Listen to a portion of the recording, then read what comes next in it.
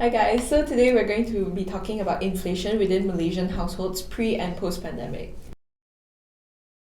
Speaking of, recently I actually saw a video on TikTok and it was going viral about inflation within Malaysia. Yeah. The milk one, is it? What And then video? I was like, I've You haven't watched? No, Okay. I don't have show you. TikTok. Sorry. You should download TikTok. This is why I dislike inflation. Especially after pandemic. Sad emoji crying emoji. Pre-pandemic. I need milk. Oh, here's some milk. Price is reasonable, K Ching. Post-pandemic. There's the milk. Oh no. Maybe I don't need milk. I need money. Bye. I actually really relate with the girl in the video. Right. I experienced the same thing but with bread. It used to be like 250 and then now it's 3 ringgit. So Yeah. it's really bad. Do you know the gardenia bread where there's like the corn filling or like Yeah, the chocolate? It used to be like favorite. 80 cents. 80 cents? Yeah. So now it's like 1 ringgit 20 or like 150. I was so shocked, because I was like, wow, when I was in primary school, I was like, wow, okay, I can save money. Now I got no money to save. Honestly, it's so ridiculous. Like going for grocery shopping, just one bag of groceries is like easily 100. Yeah. Wow. Not even just one bag, probably like 5 items. That means the thing that's causing all this is inflation, right? I Yeah. always hear the word inflation here, inflation this, inflation that, but I don't know what it actually means. Do you guys know what it means? Okay, by definition, inflation refers to the rise in the cost of the products, services, and the cost of living in a country over a period of time. So, because of like all the economical crisis, the different things that are happening, there are so many little things that could affect a country's kind of like cost of living. So, like, I don't know, natural disasters, political things. So many things will affect Yeah. and will cause inflation, is it? Yeah, but like in other terms, it also means like the supply of money has surpassed an excessive amount. Organizations are setting higher prices for their products. So it especially affects the households with lower incomes rather than the one with higher incomes. Yeah, that's true. So basically what you're saying is that the value of money is going down. Yeah, That's pretty it, much. right? I mean, it really just affects everyone. Like, recently Yeah. I saw this study. So basically, they conducted it within, like, I don't know, I think they were university students, but they conducted it within different households and they gathered data on how households were affected by the COVID-19 pandemic pre and post. So, like, Okay. how the households were affected financially. And then some things that they actually mentioned is that for the different households like B40, M40 and T20, they were actually affected differently in their income streams. So for B40 households, their income streams actually either decrease or remain the same. So I mean, it just shows how they were affected so badly, Yeah, they're right? the For your most- income stream to just like drop. And then for the T20, they actually benefited from it. Like Wow. their income streams actually increased.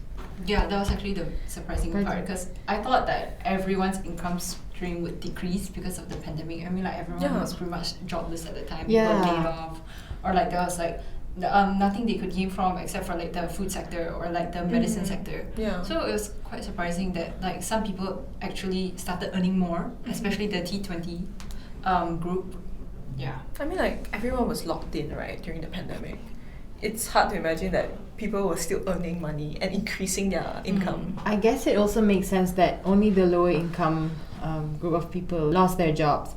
Whereas during the pandemic, most top management, they were the ones sacking off like all the other people. Oh, that made a lot of sense. So they could maintain People their who run income. businesses. Yeah. Because, like, I'm pretty sure everyone, they still had, like, passive income. Mm, People true. who are, like, landowners, they still had people paying rent. Yeah. Mm. Everyone was stuck at home.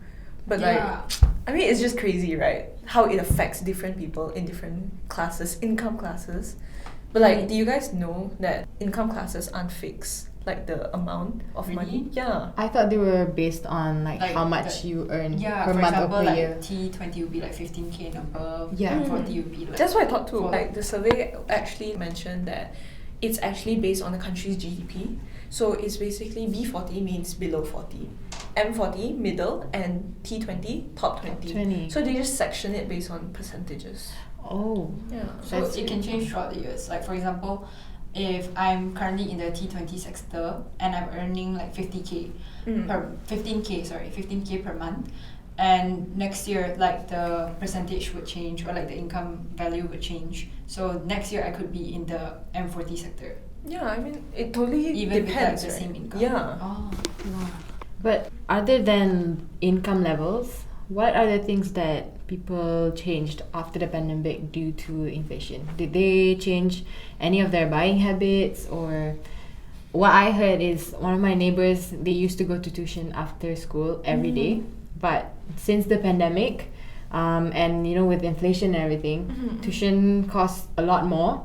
So what they do now is they either don't go to tuition and just like focus in school and get the education solely from school, or they only go to like selected days of tuition. Or now, especially after the pandemic, people have started doing like online classes.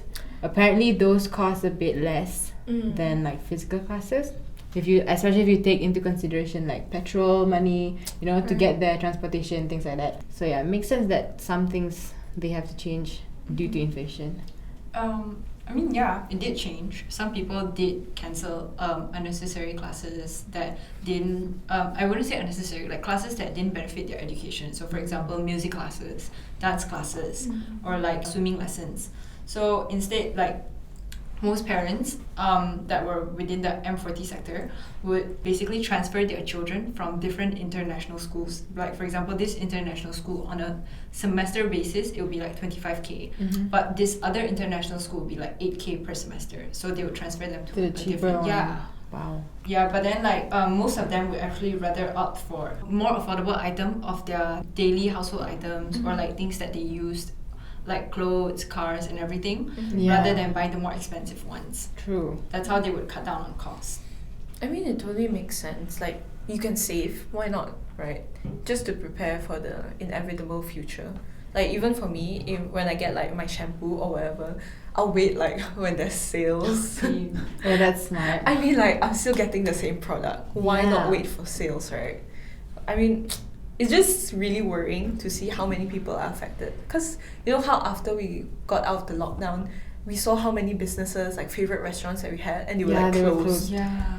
One surprising result from the survey itself was that after the pandemic, the respondents within the survey, their annual household income remained the same, while the rest like decreased or increased. So going into the survey, I thought like after the pandemic, their annual household income would decrease because they were either getting laid off or like they weren't earning as much, or some would increase because they would have other streams of income or like their businesses were doing better. But majority actually remained the same, even though like there were multiple different respondents throughout the survey.